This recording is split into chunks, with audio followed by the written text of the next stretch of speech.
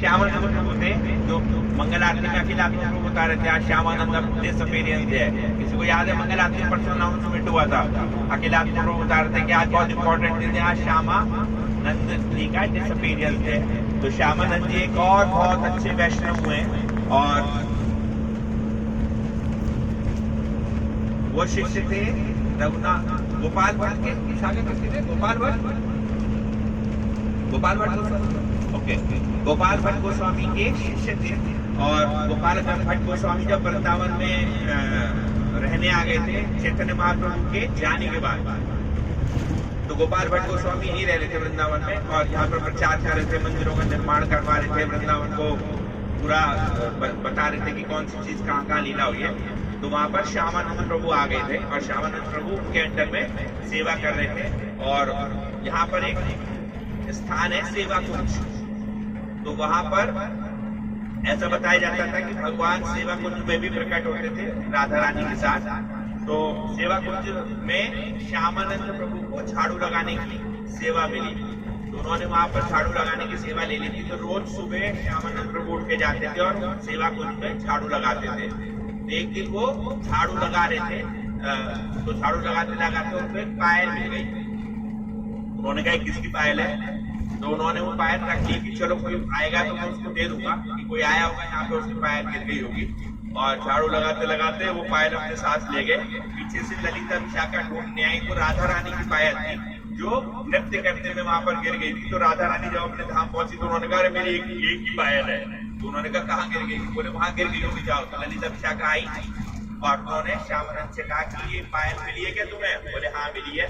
बोले दे दो, बोले किसकी पायल है, बोले ये हमारी एक फ्रेंड है उसकी पायल है। बोले मैं ऐसे नहीं दूंगा किसी को भी, तो फ्रेंड को बोलो उन्हें आना पड़ेगा। तो ललिता विशाखा को सकने लगी, बोले तू पागल हो, पता नहीं किसकी पायल है, जो जल्दी ये पायल। बोले मैं नहीं दूंगा, चाहे कुछ भी हो जाए, जिसकी पायल है वही आए, उसको ही मैं पायल दूंगा।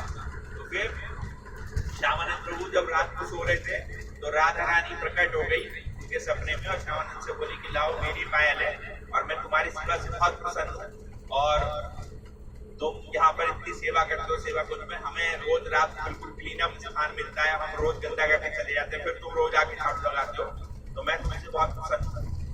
तो उनका नाम पहले था दुखी राम, श्यामानंद का दुखी राम। तो जब राधा रानी आई तो उन्होंने कहा लो मैं आज से तुम्हारा नाम चेंज करती हूँ, आज से तुम्हारा नाम होगा श्यामानंद। और वो पायल से उनके माथे पे निशान बना दिया, उस पायल से उनके माथे पे एक चिन्ह बन गया जो श्यामानंद प्रभु का परमानेंट तिलक हो गया था।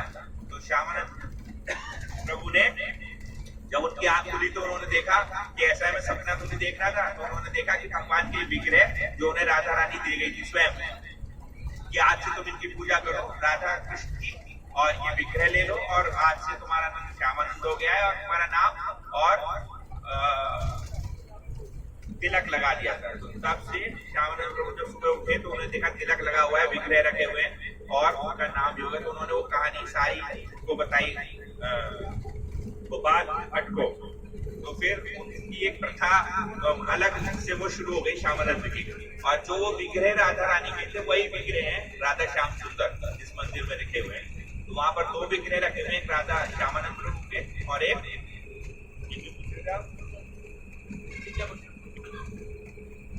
विद्याभूषण भी हमारे गोस्वामी में से एक है।